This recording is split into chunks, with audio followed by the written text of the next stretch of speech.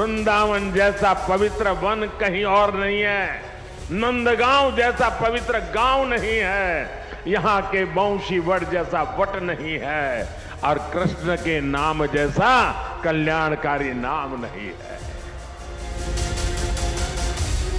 और हमारे कृष्ण कन्हैया कहाँ मानने वाले हैं। बैटल ऑफ मैनपुरी में जेठानी बनाम देवरानी के बीच चुनावी संग्राम का माहौल बन गया है। समाजवादी पार्टी ने डिंपल यादव को मैनपुरी के मैदान में उतारा है। इसके जवाब में बीजेपी अपर्णा यादव पर बड़ा दांव खेलने वाली है। यह महज इत्तेफाक नहीं, बल्कि यादव बनाम यादव वाला बीजेपी का वो प्रयोग है जिसके जरिए राम गोपाल के गढ़ फिरोजाबाद में फतेह करने का फॉर्मूला सेट हुआ। यादव बहुल फिरोजाबाद में राम गोपाल यादव के बेटे अक्षय यादव मैदान में। वहां बीजेपी श्री कृष्ण जन्मभूमि के पक्षकार मनीष यादव को मैदान में उतार सकती है, यानी यदुवंशी समाज को साधने के साथ साथ सैफई घराने को स्ट्रॉन्ग मैसेज देने की तैयारी।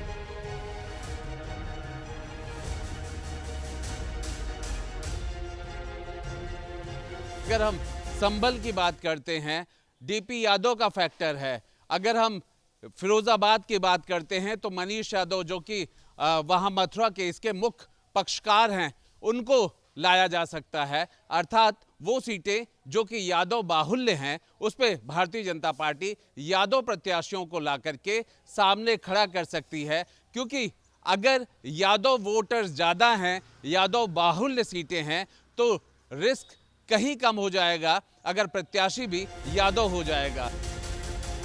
अयोध्या में रामलला की प्राण प्रतिष्ठा के साथ ही साथ मथुरा श्री कृष्ण जन्मभूमि पर माहौल गरमाया हुआ है। अयोध्या काशी की तरह मथुरा का कायाकल्प कराने के साथ योगी ने बड़ा बयान भी दिया था। देखिए, अयोध्या का उत्सव लोगों ने देखा तो नंदी बाबा ने भी कहा, वे हम काहे इंतजार करें।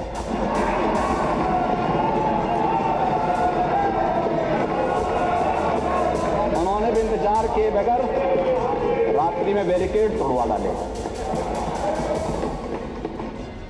और हमारे कृष्ण कन्हैया कहाँ मानने वाले हैं। बार बार लगातार बात से मथुरा बड़ा मुद्दा बन गया है, जो सीधे यदुवंशी समाज को कनेक्ट करता है। नेताजी के जमाने से यादव वोटर्स पर एसपी का दबदबा रहा है। अखिलेश के साथ भी उनका कोर वोटर्स कनेक्ट रहा। बीजेपी इसी वोटर्स में सेंध लगाने का दांव चल रही है, जिसकी तैयारी बहुत पहले से चल रही थी। यूपी में शहर शहर यादव सम्मेलन, एमपी के सीएम मोहन यादव का यूपी में आगमन होना, दोनों ही कड़ियां 24 की तैयारियों से जुड़ी नजर आई। भारतीय जनता पार्टी और भी कुछ कर सकती है, इसीलिए मैंने कहा मतदान और सावधान दोनों करना पड़ेगा। मतदान तो करना ही पड़ेगा, लेकिन मतदान तक हम सबको सावधान रहना पड़ेगा, क्योंकि हमें अपने बूथ की भी रक्षा करनी है। तो ये जितने हमारे साथी आए हैं, हम इन साथियों को इसीलिए सावधान कर रहे हैं कि मतदान तो करेंगे, लेकिन सावधान भी रहें और बूथ की रक्षा करें। यहाँ जिस तरीके की रणनीति बनानी है भारतीय जनता पार्टी, उस तरीके की रणनीति बना रही है। प्रत्याशी जिस समीकरण के हिसाब से जीतेंगे, उस समीकरण पे भारतीय जनता पार्टी चल रही है। लोगों के बीच हम संपर्क कर रहे हैं, योगी जी के काम को, मोदी जी के काम को जमीन पर लेकर के जा रहे हैं। कुल मिला के लक्ष्य हमारा ये है कि 80 सीटें, सभी 80 सीटें भारतीय जनता पार्टी के पाले में इस बार आए।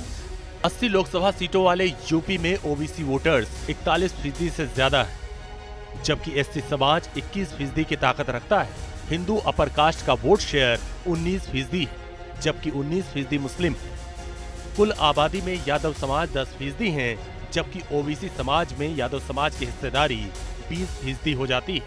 ओबीसी में नॉन यादव वोटर्स 32 से 35%। इसके लिए वो बहुत प्रयास भी कर रही है। पिछले कुछ वर्षों में उत्तर प्रदेश में अगर आप देखें तो कई क्षेत्रीय नेताओं को, चाहे वो कानपुर के पास के हों, चाहे वो ईटा के हों, बुंदेलखंड के हों या पूर्वांचल के हों, उनको बीजेपी ने अपनी पार्टी में शामिल कराया है और उनको वो प्रोत्साहित भी कर रही है। तो उत्तर प्रदेश में अब जबकि करीब करीब ज़्यादातर हिस्सा पिछड़े समाज का, ओबीसी वर्ग का बीजेपी के साथ आ गया है, सिर्फ यादव लोग उनको मानना ऐसा है जो अभी समाजवादी पार्टी के साथ हैं, क्योंकि मुलायम सिंह यादव जी से जुड़े हुए थे। अब बीजेपी का ये मानना है कि इस समाज को धीरे धीरे इस वोट बैंक को अपने साथ जोड़ें। यूपी की सियासत में यादव समाज का बोलबाला है। ब्रज ही नहीं, अवध पूर्वांचल तक 10 से ज्यादा सीटों पर किसी का भी खेल बना और बिगाड़ सकते हैं। यादव बहुल लोकसभा सीटों की बात करें तो आजमगढ़, बलिया, जौनपुर, फिरोजाबाद, अयोध्या, संत कबीर नगर, बदायूं, इटावा, मैनपुरी और एटा शामिल है। मोदी लहर में वाराणसी से सटी आजमगढ़ सीट, जहां से 2014 में मुलायम सिंह यादव जीते थे और 2019 में अखिलेश ने बाजी मारी। 2022 में अखिलेश के विधायक बनने के बाद उपचुनाव हुआ तो बीजेपी ने यादव बनाम यादव का पहला फॉर्मूला सेट किया। सरप्राइजिंग फेज दिनेश लाल यादव उर्फ निरहुआ को उपचुनाव में उतारा गया और कमल खिल गया। आजमगढ़ से निरहुआ फिर रिपीट किए गए, जबकि कई और यादव योद्धाओं की लिस्ट तैयार की जा रही है। इन कयासों के बीच में यादवों को यादव बाहुल्य सीट पर लड़ाने का एक नया प्रयोग भारतीय जनता पार्टी की तरफ से देखा जा सकता है।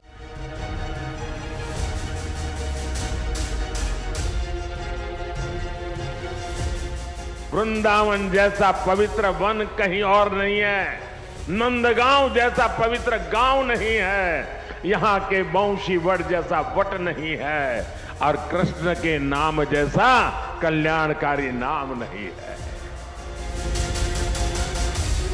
और हमारे कृष्ण कन्हैया कहाँ मानने वाले हैं? बैटल ऑफ मैनपुरी में जेठानी बनाम देवरानी के बीच चुनावी संग्राम का माहौल बन गया है। समाजवादी पार्टी ने डिंपल यादव को मैनपुरी के मैदान में उतारा है। इसके जवाब में बीजेपी अपर्णा यादव पर बड़ा दांव खेलने वाली है। यह महज इत्तेफाक नहीं, बल्कि यादव बनाम यादव वाला बीजेपी का वो प्रयोग है जिसके जरिए राम गोपाल के गढ़ फिरोजाबाद में फतेह करने का फॉर्मूला सेट हुआ। यादव बहुल फिरोजाबाद में राम गोपाल यादव के बेटे अक्षय यादव मैदान में। वहां बीजेपी श्री कृष्ण जन्मभूमि के पक्षकार मनीष यादव को मैदान में उतार सकती है। यानी यदुवंशी समाज को साधने के साथ साथ सैफई घराने को स्ट्रॉन्ग मैसेज देने की तैयारी।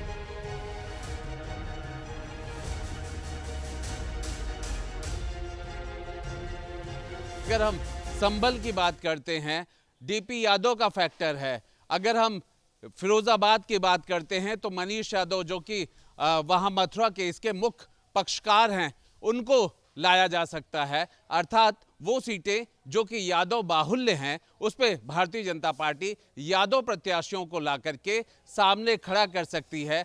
क्योंकि अगर यादव वोटर्स ज्यादा हैं, यादव बाहुल्य सीटें हैं, तो रिस्क कहीं कम हो जाएगा अगर प्रत्याशी भी यादव हो जाएगा। अयोध्या में रामलला की प्राण प्रतिष्ठा के साथ ही साथ मथुरा श्री कृष्ण जन्मभूमि पर माहौल गरमाया हुआ है। अयोध्या काशी की तरह मथुरा का कायाकल्प कराने के साथ योगी ने बड़ा बयान भी दिया था। देखिए, अयोध्या का उत्सव लोगों ने देखा तो नंदी बाबा ने भी कहा, भाई हम काहे इंतजार करें।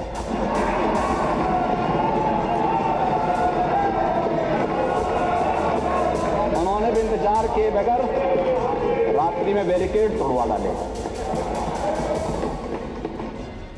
और हमारे कृष्ण कन्हैया कहाँ मानने वाले हैं?